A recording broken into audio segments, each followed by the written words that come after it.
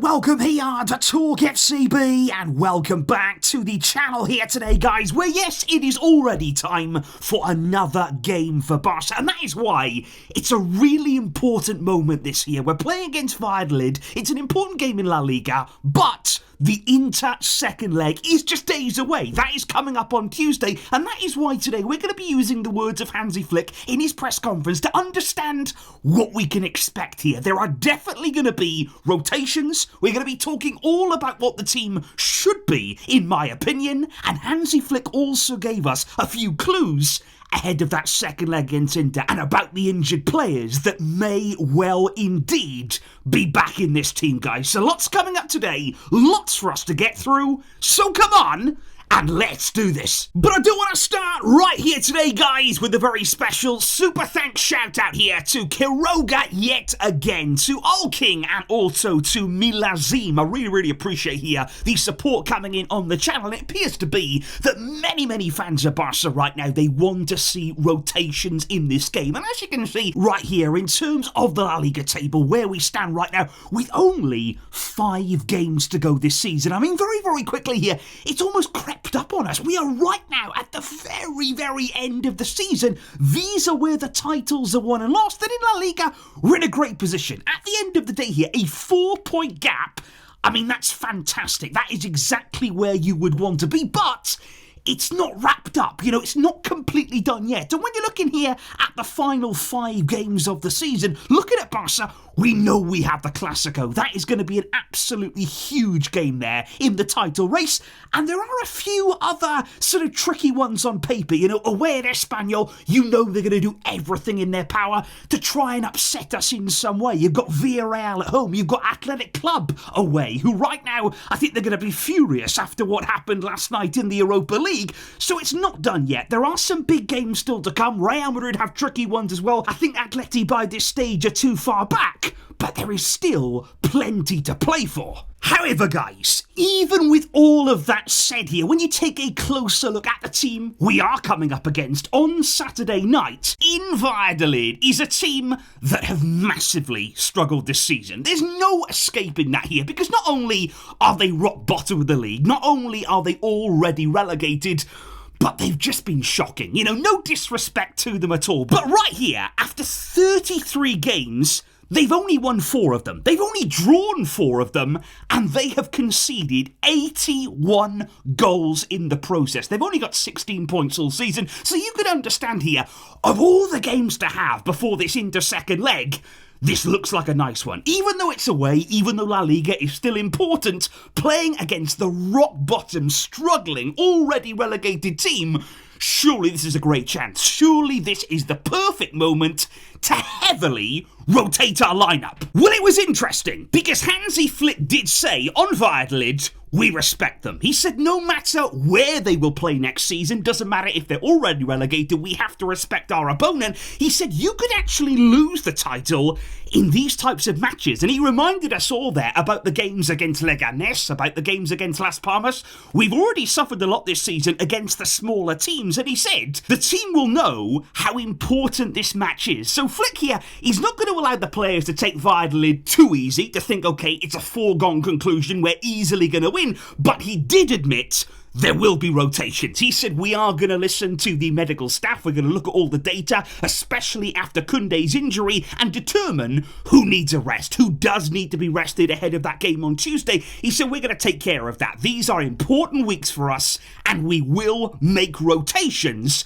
Of course we will. And that for me, very encouraging and absolutely the right call here. And I do want to see not 1 or 2, you know, not even 1, 2, 3 or 4. I want to see widespread changes in this team. And Flick was actually asked in his press conference today, looking at some of the key players here, and especially given that we're playing away late on Saturday night, could some of the key players actually be left behind there, left out of the squad? May they not even travel with the team this weekend? But Flick shut that down. He said, no, that will not happen. He said, everybody who's able to play, they will travel with us to Valladolid. We will need everybody, all of the positive energy we want to take with us. And in training today, he said, I saw a great attitude from all of the players there. So nobody's going to be left behind. You know, the team are going to stay together. They are a collective. They want to use all of that energy pulling in the right direction. But there will still be key changes. Because one of those is going to come in goal. Hansi Flick straight up confirmed today that tomorrow, Marc-Andre ter Stegen, he will make his return to the starting lineup there. Flick has confirmed that ter Stegen will start against Valladolid. And it's a very, very interesting move here, because obviously ter Stegen here, he's worked really hard to get back fit. He'd always wanted to be back before the end of the season to play a part in some of the important games. Now, maybe he didn't have, games against Valladolid in mind. Maybe he looked at the Champions League and wanted to be involved in that. But I think Flick here wants to give him something. And Flick actually said it might actually be good for Szczesny to have a bit of recovery time here, to have a bit of rest, save a few minutes, because he said Marc is performing well in training, he looks good, but Flick was very keen to say again, there will be no change though. Thinking about the Champions League, thinking about the biggest of games, there will be no change until the end of the season. So Szczesny still appears to be his number one, even if he did have a tricky night against Inter. A lot of the Barca defence, they're quite disorganised, quite undecided at times, whether to come for balls, whether or not the defence were going to deal with the danger. It wasn't an easy night for anybody in that back line, and Szczesny here, like Flick has said,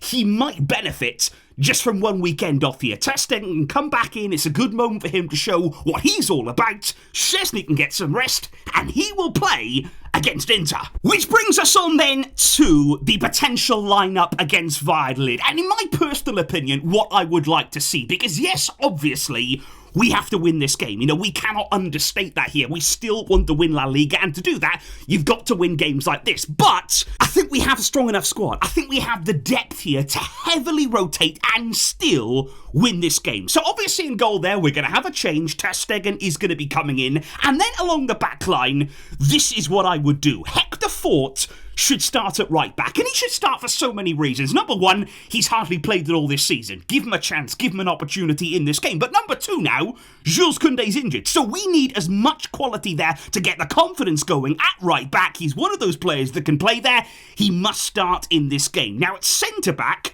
I would go with Araujo partnered by Andreas Christensen, because obviously Christensen came on, made his return in the second half there against Inter. I like what I saw from him. I'd like to see more of him. Let's start him here alongside Araujo, who can be, the heart of that defence. He can get some confidence up here, and he may feature, of course, against Inter in the Champions League. And then at left back, I would still stick with Gerard Martin, because the likelihood, and the thing that we're all hoping right now, is that he will not have to play against Inter. So I would play there, Martin at left back, Fort at right back, Araujo and Christensen in that back line. Then moving into midfield, again, I want to rest Frenkie, I want to rest Pedri, so there you can play Gavi alongside of Eric Garcia, because then in that midfield what you got is a good balance. You've got Eric Garcia, the more defensive player, Gavi, there's somebody who can get around the field, of course, but also make runs and make passes forward. Then moving into the more advanced areas, Ansu Fati has every chance of starting this game there, over on the left-hand side. Down the middle, you've got somebody there like Fermin Lopez. You've also got the possibility of Pablo Torre coming into this team. So I would say Ansu, Fermin, Pablo Torre, lots of quality, lots of excitement there. And then up front, it depends really on what you want to go for. Does Ferran Torres need rest? Of course, he hasn't played as much as some of the other players have this season. Does he need rest? If he does, Pau Victor is there. Now, do you have the bravery, really? Do you have the bravery to set up like that? To ultimately say, we're resting the whole lot? Because I tell you what, guys, I do not want to see Lamine Yamal. Now, I know that sounds crazy, because we all want to see him every game, every week, but I do not want to see him in this game. I do not want to see Raphinha. I do not want to see Pedri. I do not want to see Inigo Martinez. The list goes on and on and on. We have to prioritise that game on Tuesday. The players are tired, mentally, physically. They need recovery time.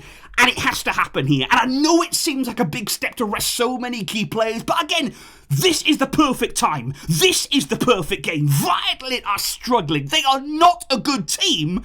So let's go for it here. Let's perfectly prepare ourselves for Inter and rest The whole lot of them! However, guys, we are far from done here in today's video because Flick also gave us plenty of hints there, plenty of indications ahead of that game on Tuesday against Inter. It's all that we can think about, and let's talk about it right here because in his press conference, Flick was actually asked by the journalist there, have you heard people talking about the style of play at Barca, about the style of play that you were brought to the club, maybe being a bit too risky? We heard that a lot after the game against Inter there with the way that we approached it. Is it too risky here, the style? And Flick, I thought, answered this absolutely beautifully. He said, I hear many people say the style is too risky. He said, I also read it a lot in Germany too. But Flick did say, if you look at other top teams there, the way that they defend, it might be different to us. But if you look at the goals conceded, Real Madrid, for example, it's not actually a big difference. And yet we score a lot of goals. And then he went on to say, this is how we want to play football. We have full belief and confidence in the style, and I'm proud of that. And I love this here from Flick.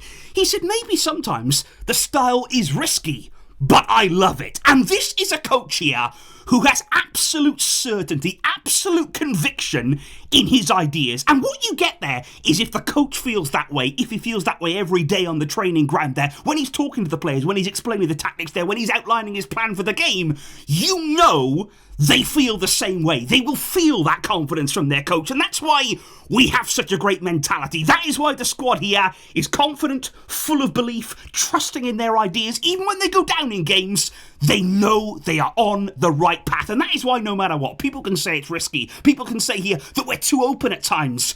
We have our style, we have our identity, and look at the way the season has gone. Quite clearly, it is working for us. However, guys, against Inter in that first leg, we did have one almighty flaw. And as we've spoken about, it wasn't the high line that saw us concede goals there. It was actually our defensive play from basic set-piece situations. And Flick was asked there, are you concerned about the way that Inter scored twice from set-pieces there, the aerial threat they had, and the height that they have in their team? And Flick did say, look, it's not only about the height. Yes, Inter are taller than we are. That's obviously something that we have to deal with.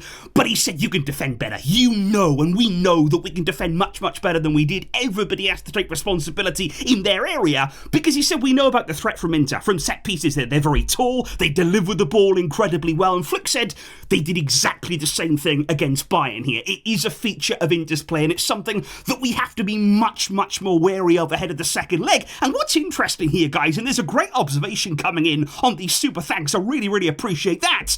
Lewandowski, as much as he can be a threat going forward, and as much as he is a massive, massive goal threat, what he could also do, if he's back, help us defensively. He is one of those players that in our own box, from corners coming in, from free kicks there, he can get his head to the ball, and he is a tall and imposing figure when defending as well as attacking. So that's something there that we've got to be aware of. But what of Lewandowski's fitness then? What about Balde as well? Flick was asked, what is the latest on those two? Will they be involved against Inter? And Flick didn't want to give too much away, but he said we have to wait. Day by day, we're looking at it, we're seeing, what players are on the right track.